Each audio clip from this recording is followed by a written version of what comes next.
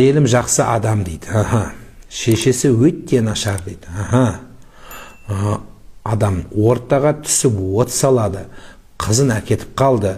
4 қызым бар. Арақ ішпеймін, темекі шекпеймін, намаздамын. Аздап мінезім бар дейді. Осы жерін құрттың енді сен. Енді осы жерін құрттың. Бәрін күшті алып келдің де, Бауыржан. Жағын бачытын шығардың енді. Аздап мінезім бар дейді. Осыны қазір сұрасам, әйелім бүйтіп айтады. Иә, күйеуім өте жақсы, намаз оқиды, бірақ ит мінез бар дейді. Кейбір адамның мінезі, сен қазір кішкентай деп отырсың ғой өзіңнің жаңағы мінезіңді ше. Кейбір адам сондай болады да жаным. Мінез көрсете береді, лақтырады, сындырады, боқтайды, бірақ артын жуып шаяды. Адам нерв болып жынды болып өледі, түсінесің ба? Біреулер тыныштықты жақсы көреді. Намаз оқымаса да күйеу тыныштықты жақсы көреді. Семьяда бір қалыптықты жақсы көреді. Біреу бар, мінезі бар, ұрады.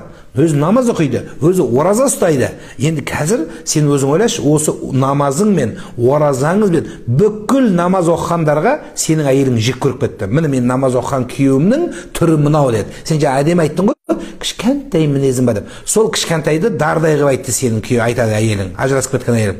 Намаз оқығандардың сипаты осы деді. Енді сен кішкентайдың ішінде не бар екенін өзің біліп тұрсың. Мен де примерно біліп тұрмын не екенін. Ал сонда не айтады? Сен миллион берші, миллион. Әйеліңе күнде миллион бер. Бірақ мінезіңді көрсетіп ұрсаң, айтады ғой, маған бір тиын берме, маған тыныштық берші дейді. Мен тыныштықты жақсы көремін дейді. Түсінесің ба? Қой жаным. Сен әлде болса 4 баламен қаңғытып жіберіп, еще мінезім күшті деп жатсың сен. Қалай ол? Қаншама тағдыр тұр ортада. Қарам жаным, қой. Алып кел. Кішкене басыңды төмен ий. Бейт көкірегін көтере берме мінезіне. Намаз сен үйрету керек еді. Значит, сен намазыңда проблема бар. Сенің жа кішкентай мінезім деп отырсың ғой. Намаз инна салата танха анил фахша вал мункар. Намаз адамды түзету керек. Қайда результат? Сен айт мейлі, кішкентай ақ болсыншы. Кішкентай нәрсеңді түзету керек еді намаз. Қайда? Өзгеріс қайда? Оны әдемі бейт сылақ қоясың. Енді намаз оқып жатырмын ғой мен күшті. Діннен жырақ адам басқаша айтады. Сен намаз оқымай-ақ маған тыныштық өмір берші дейді, түсінесің бе сен? Тыныштық өмір қалайтын адамдар қазір. Қазір жан-жақ тарс-турс, күнде айғай-шу, проблема, жұмыста проблема, үйде бір тыныштық алайын десе, сен қоған етіп бәрін қырай бересің. Бағып жатырмын, киіндіріп жатырмын, мен сендерді асырап жатырмын. Кетші дейді ғой. Мен көргім келмейді дейді, түсінесің бе? Сен 4 балаға дейін шыдатқан әйел, бұл жерде значит проблема одан тереңде деген сөз. 4 балаға әй қоятын шығар, түзелетін шығар деген сөз. Қой жаным. Бүкіл намаз оқығандарға тіл тигіздің сен. Сойты айтады. Мен намаз оқиды. Маған да сөйтіп жазады көп. Күйеуім намаз оқиды. Ішінде жазады, бәлен бәйжердің имамы дейді тағы да. Ойбай, бетім ай деп өткенде біреуге. Сол сияқты.